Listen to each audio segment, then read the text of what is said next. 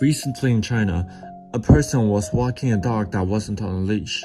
The dog suddenly ran towards a family that had a 2-year-old kid and severely injured him.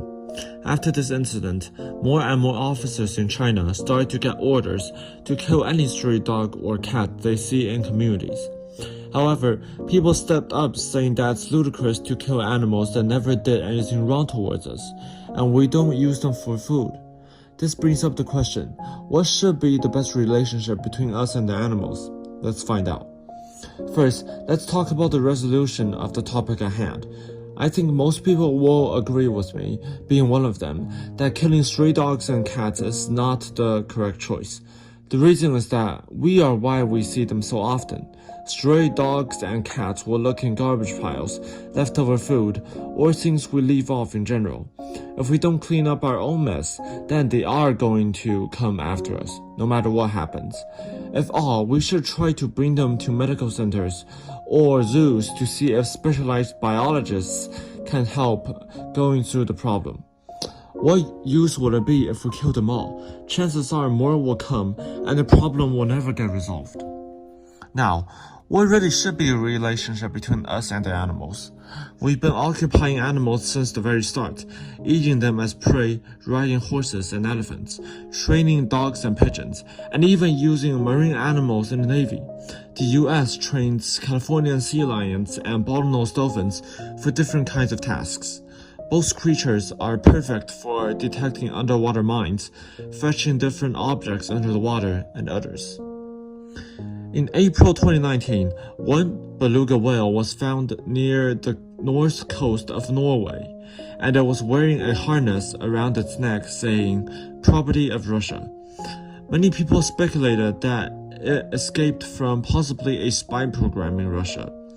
It was so trained that all the locals can go up to it and pet it without any problem. It was given the name Valdemar. It has been around Norway, Sweden, and Finland since, and the original town of where he was spotted, Hammerfest, agreed to grow up a sanctuary for it away from the busy harbor. After this example, we can see that it is very clear we care the most dominant apex on the planet, and it's not even close.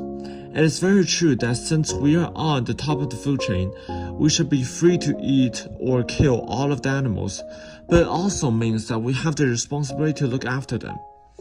Just like my video series on carbon dioxide said, it's impossible for humans, including me, to totally stop using carbon dioxide. Same here, it will be nonsense to totally stop eating animals.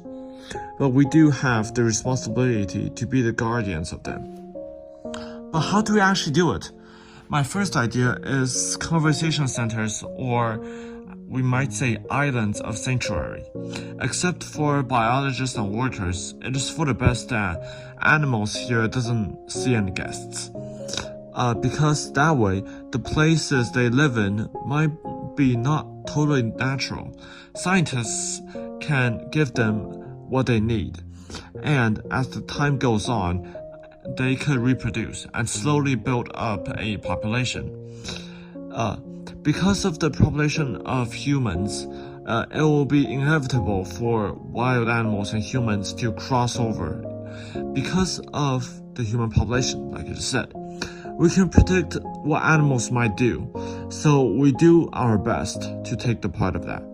Habitat preservation, minimizing pollution, and others, because these problems will one day also come after us.